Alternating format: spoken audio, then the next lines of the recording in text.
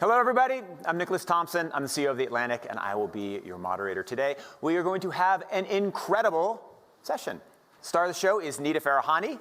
She is a futurist and legal ethicist at Duke, and she's so smart and so interesting. You're going to learn a ton. This is how it's going to work. We're going to watch a short video.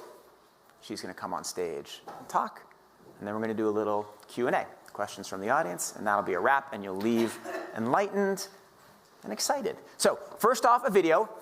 It's going to make you see the future and understand a wonderful future where we can use brainwaves to fight crime, be more productive, and find love.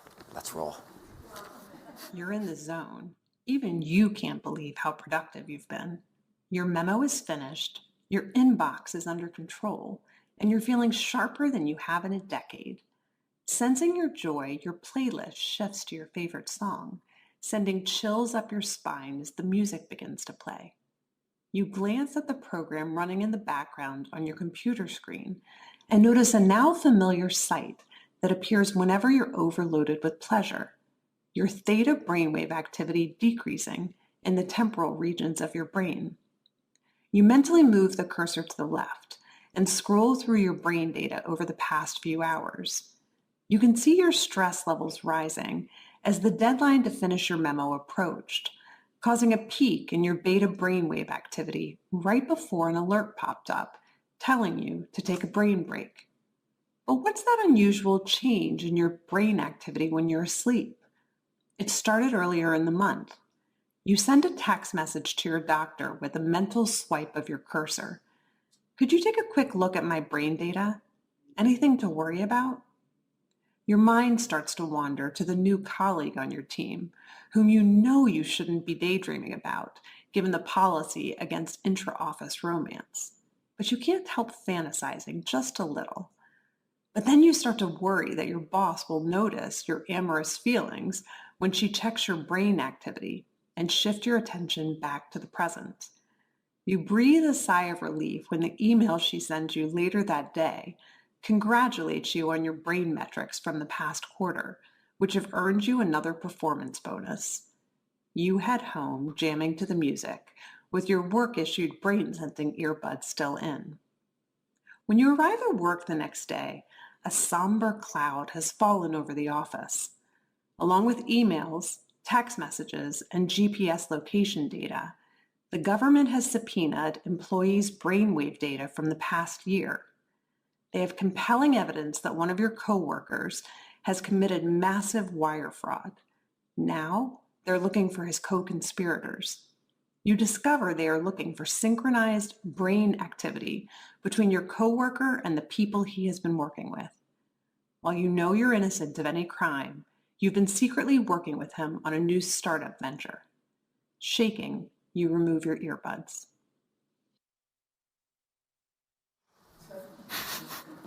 What do you think? Is it a future you're ready for?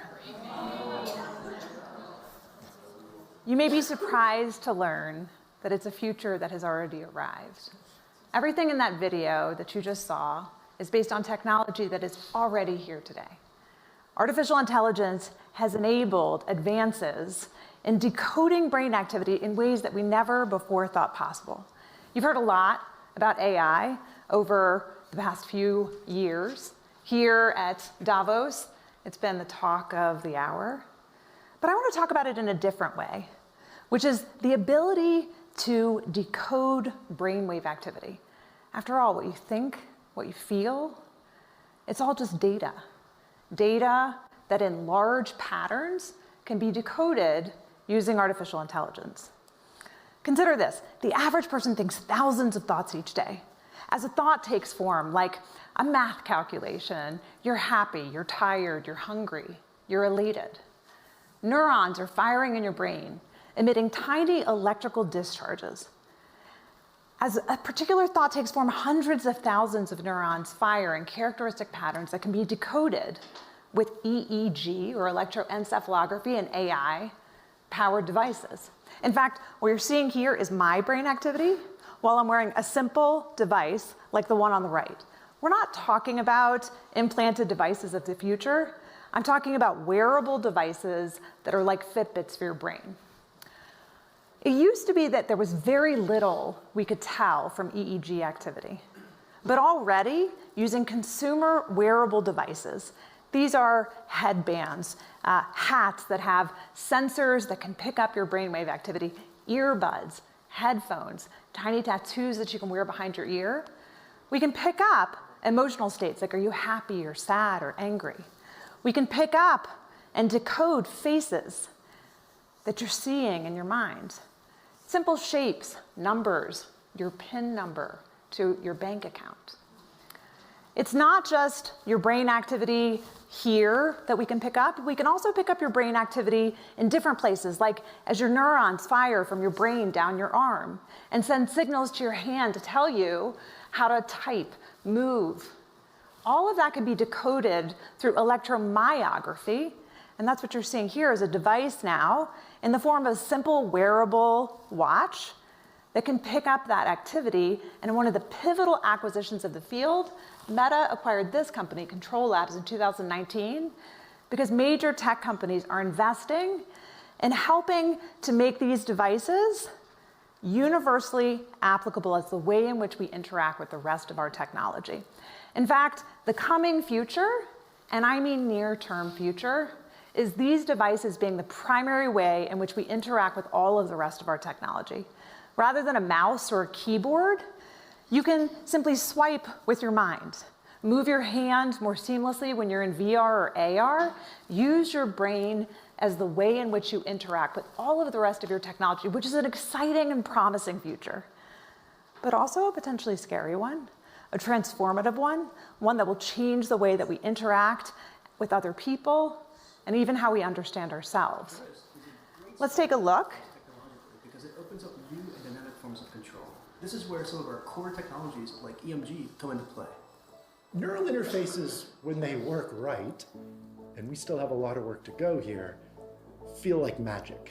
So if you send a control to your muscle saying, I want to move my finger, it starts in your brain, it goes down your spine through motor neurons, and this is an electrical signal. So you should be able to grab that electrical signal on the muscle and say, oh, okay, the user wants to move their finger.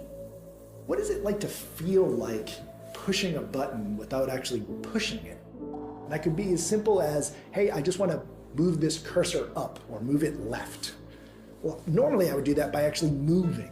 But here, you're able to move that cursor left. And it's because you and a machine agreed which neurons mean left and which neurons mean right. You're in this constant conversation with the machine. This new form of control, it requires us to build an interface that adapts to you and your environment. It's an exciting future, a seamless future. It's a future that has already arrived in many contexts throughout the world, and especially in workplaces. So it turns out that one of the most compelling early applications of this technology is to be able to decode at least some simple, effective states of individuals that can potentially improve their well-being, potentially improve productivity, but certainly transform what our lives look like in the workplace and in our everyday activities. While we can't literally decode complex thought just yet, there's a lot that we can already decode that's quite relevant for the workplace environment. Consider the fact that right now, many workplaces have individuals who have to be awake and alert at all times in order to do their jobs well. Sometimes that doesn't happen. Take this example where this trucker decided to take a 20-hour shot for a 1,500-mile ride, well exceeding the amount of time that any trucker, long-haul trucker, is supposed to drive. His employer didn't discover his choices until the fatal accident that was disastrous for the company and cost many lives. But he could have known much sooner. He could have detected whether or not the trucker was entering into the earliest stages of microsleep, starting to go from being alert to tired well before it occurred. And he could have done so through a simple hat, a simple wearable hat that has embedded electrode sensors that would pick up brainwave activity and give a score between 1 to 5 to help the employer and the employee know what stage of alertness the person was experiencing and whether or not they were starting to fall asleep. Now you might think, okay, we have driver assist technology in cars already, why do we need this? It's because this happens much sooner, much more accurately, and it gives you the real-time information that you need in order to make choices to intervene before a person is perilously exhausted. And we as a society should want that. We should want a technology that enables us to be safer, to all be able to exist in an environment where commercial drivers or individuals who need to be wide awake are wide awake when they're supposed to be. Because when they're not, the consequences are disastrous. While plane crashes are much less frequent than other forms of accidents, at least 16 plane crashes in the past decade have been attributed to pilot fatigue. Which is probably why, in more than 5,000 companies across the world, employees are already having their brainwave activity monitored to test for their fatigue levels. Whether it's the Beijing-Shanghai line, where train conductors are required to wear hats that have sensors that pick up their brain activity, or mining companies throughout the world, employees are already having their brain activity monitored, and it very well may be something that we want to embrace as a society. Okay, you might be shuddering, right? That was certainly my first reaction when I discovered that we are tracking brainwave activity in the workplace and that we can do it at all. But I believe we need to have a much more nuanced conversation about it. Because I think done well, neurotechnology has extraordinary promise. Done poorly, it could become the most oppressive technology we've ever introduced in a wide scale across society. We still have the chance to make it right. All right, well, does the same analysis hold true if instead of trying to monitor whether a person is falling asleep or awake, we decide that we want to monitor their attention levels to see whether or not they're paying attention and being productive? I would argue maybe not. How many of you wear something like an Apple Watch? Fitbit, smart device? Yeah, many people. It's a many billion-dollar company. I mean, many billion-dollar industry at this point. Wearable devices, quantifiable self is just a widespread movement. Most people are very comfortable with at least some forms of human quantification.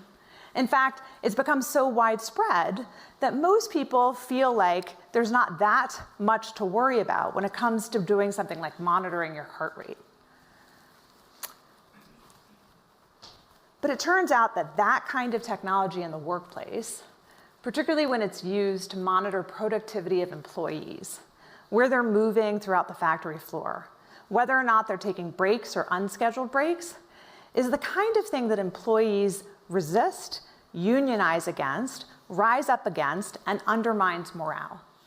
What we've seen consistently is companies from Amazon to Tesco to Walmart and others have introduced what is considered to be bossware or surveillance technology that employees really don't like it, even if it makes their lives better.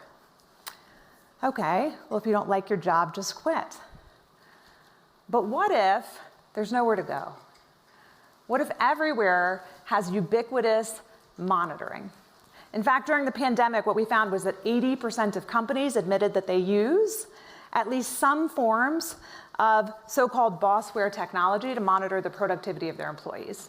Whether it's a white-collar employee monitoring what's on their screen, or in any other context, surveillance is part of our everyday lives. Surveillance for productivity is part of what has become the norm in the workplace.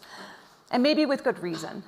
9 out of 10 employees waste time during the workday. They focus on other things. There may be good reasons why we want to be able to find better ways to monitor whether somebody is paying attention or they're doing something different.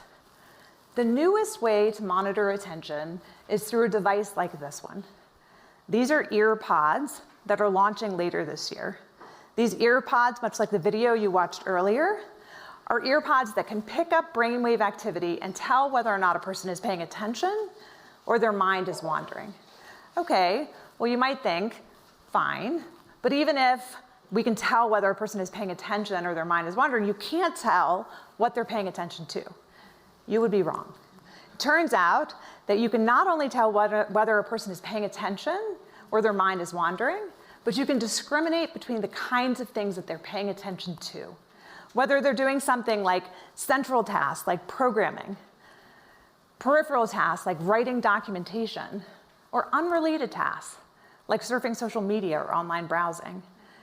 When you combine brainwave activity together with other forms of software and surveillance technology, the power becomes quite precise. So what do we do with this? What do we do with technology that enables us to monitor brainwave activity for attention? Do we embrace it? Do we resist it?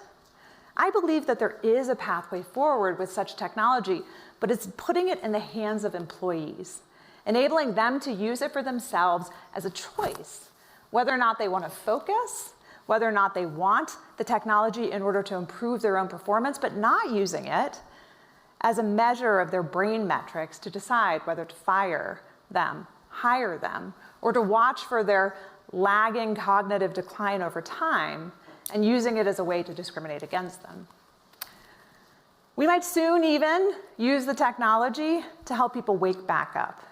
This is a haptic scarf that MIT Media Lab has developed, which uses brainwave technology in a responsive way to give a person a little buzz, literally, when their mind starts to wander, to help them refocus and hone their attention. There's another pathway forward with this technology which I find to actually be quite exciting and something that I think companies should be experimenting with. And that is the use of the technology to make the workplace a more responsive workplace to the individual worker. We've all heard the whole idea that robots are coming for our jobs, that there will be no jobs left for humans. With generative AI, I think we have good reason to wonder how we're going to integrate that in ways that keep us relevant and challenged and important in the workplace. But there's a different pathway forward, which is a responsive workplace.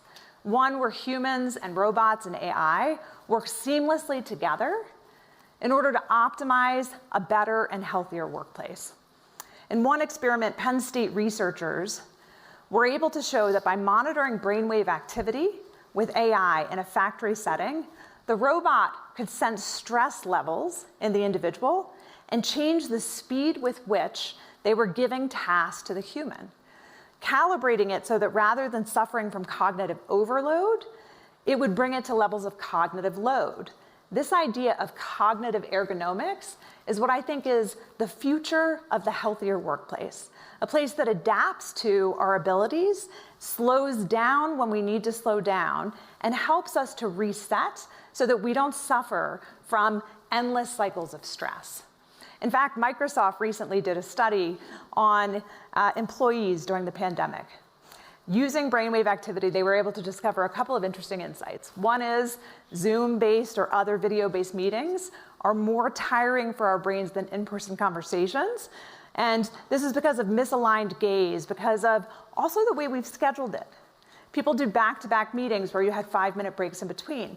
They also discovered something else that's quite interesting, which is that the different backgrounds for each person is also more stressful for the brain. So they introduced together mode, which has the same shared background for each of the people who are on the screen, which brings down stress levels, all responsive to brainwave activity. These are innovations that can make our lives better.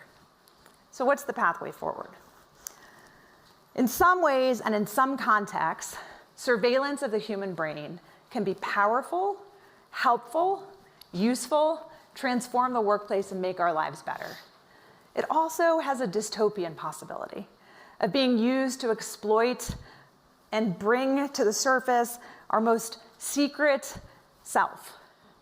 It threatens fundamentally what our own self-identity is in some ways, and threatens to become a tool of oppression. But we can make a choice. We can make a choice to use it well. We can make a choice to have it be something that empowers individuals, that helps them gain insights into their own mental health and well-being, improves their own productivity and wellness, and sets them on a pathway where, like quantifying your heart rate or other kinds of health, it can be something that unlocks potential for humanity. We can't decode speech, and we may never decode full thoughts from the brain using simple wearable devices. But that doesn't mean that there isn't a lot we can already decode. There isn't a lot that we will not be able to decode in the coming days. As AI becomes more powerful, as the sensors become more powerful, more and more of what's in the brain will become transparent. I believe we have to start by recognizing a right to cognitive liberty. This is a right to self-determination over our brains and mental experiences. It requires that we update existing international human rights like freedom of thought, mental privacy, and self-determination over our own mental experiences. But that's not enough. We have to do more, and corporations have to adopt best practices for the implementation of this technology. That requires being transparent about what data is being collected and for what purposes. Focusing on positive uses for employees to improve their workplace productivity, increase safety, and decrease the burdens on individuals. We also have to be mindful of the changing landscape of biometric laws as this information becomes part of the workplace environment and decide to move forward in a way that is best for humanity, using the technologies in ways that enable us on a pathway forward rather than oppress us. I think that's a possibility we can still choose. I hope it's one that you'll join me in choosing. Wow.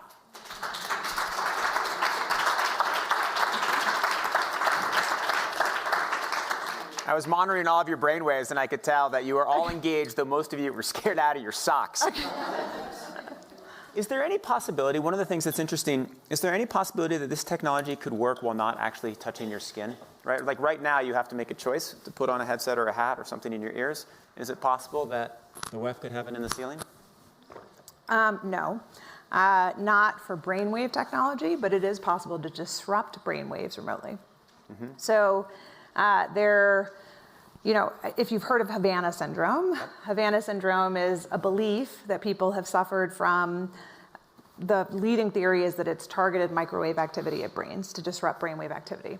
There's no proof of it yet, but there's at least a couple dozen cases where there isn't a good explanation for why the individual suffered from disruption of mental abilities.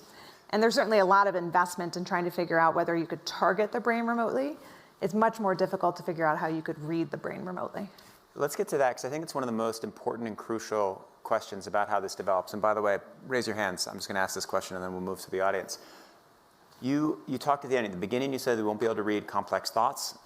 It seems as though we can understand emotions. There's some way you can recreate some images inside your head. Where does this, explain where we'll be in 1 year, where we'll be in 5 years, and where you would estimate would be in 10 years in the complexity of thought and emotional understanding that you can have from sophisticated brainwave readers? So, I am a futurist. I'm not a perfect predictor of the future, but I'll give you my 1 year, 5 year, 10 year. So focusing in the world of wearable technology as opposed to implanted technology. And I do believe that within many of our lifetimes, we'll see healthy people using implanted brain technology as well. Then we can decode complex thought. But wearable brain technology, I think in 1 year, we will be largely where we are now, but with much better form factor technology. So many companies are launching these earbuds and headphones this year that have sensors that are built in. One of the things that has limited the widespread adoption of the technology until now has been that you have to wear something like across your forehead. Most of us aren't going to do that. But when it's the same device that you're using to take calls from and also to listen to music from that also is picking up brainwave activity, it's integrated into your everyday life. Because of that, the decoding will largely be in the same place a year from now, but as healthy people in a widespread way start to have their brainwave data collected, the insights that we can gain through pattern recognition will exponentially increase and pretty quickly. So 5 years from now, what we can actually decode will be massively increased from where we are today, simply because we'll have a much greater data set from which we can actually create those correlations. Again, that's frightening but promising, because think about most of neurological disease and suffering are those disruptions of brain activity, which we'll start to be able to pick up. 10 years from now, even wearable technology, I don't think is going to decode complex thoughts, but it is going to decode a lot more. And already, gamers have figured out, for example, while a person is wearing a headset, how to prime a person through their brainwave activity to be able to decode their PIN number and their home address.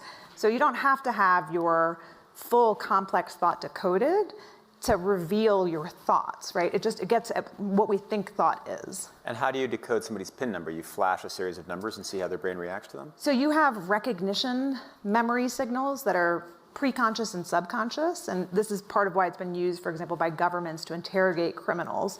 Do you recognize this potential co-conspirator? Do you recognize this murder weapon?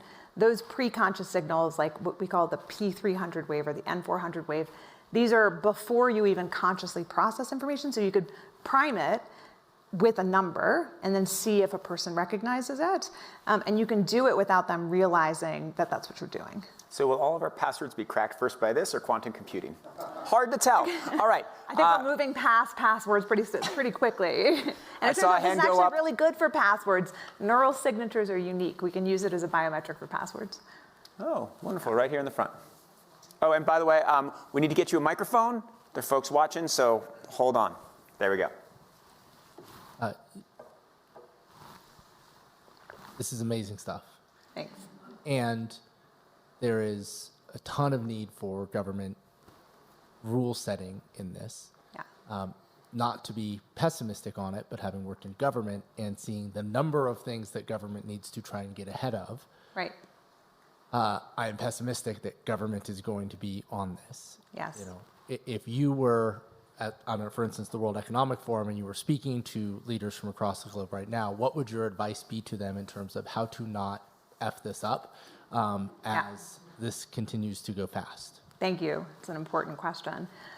So first of all, I think it's almost impossible to keep up with any kind of regulation with the rate at which the technology is advancing. This title, The Battle for Your Brain, refers to the book that I've written on the same topic. And in it, I propose this right to cognitive liberty as a default starting place. That gives, I think, all of us a starting place for how to think about it, changing the default rules to give people a right to self-determination over their brains and mental experiences. We don't have to wait for human rights to be updated to operate as if we have cognitive liberty.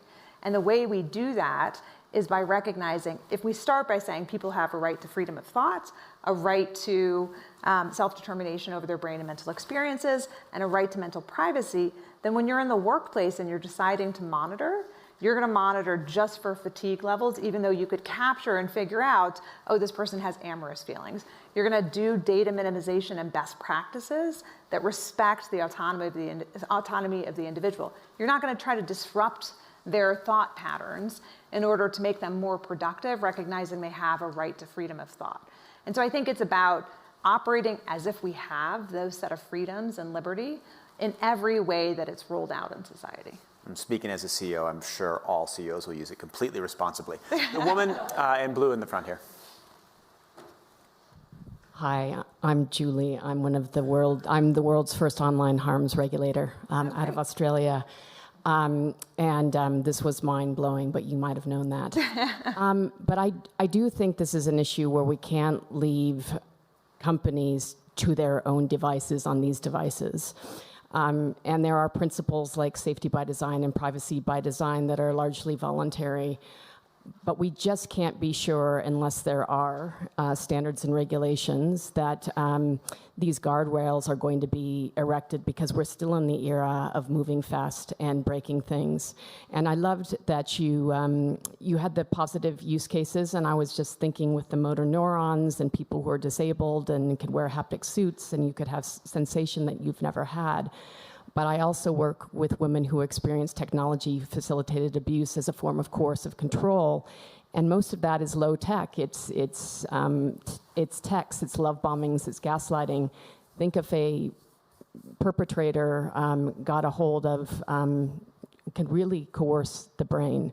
Yes. So I do hope that you are calling for governments to think ahead and be anticipatory and start engaging, not to stop innovation, but to be responsible and ethical. And I don't know that we can rely on companies in this distributed world. I wholeheartedly agree, right? So I'm giving you the positive use cases because what I don't want the reaction to be is let's ban this, right? But I do think that the most important thing we can do is to start with a different set of default rules. And that default rule is the right to cognitive liberty is a right of individuals, is a fundamental right to what it means to be human.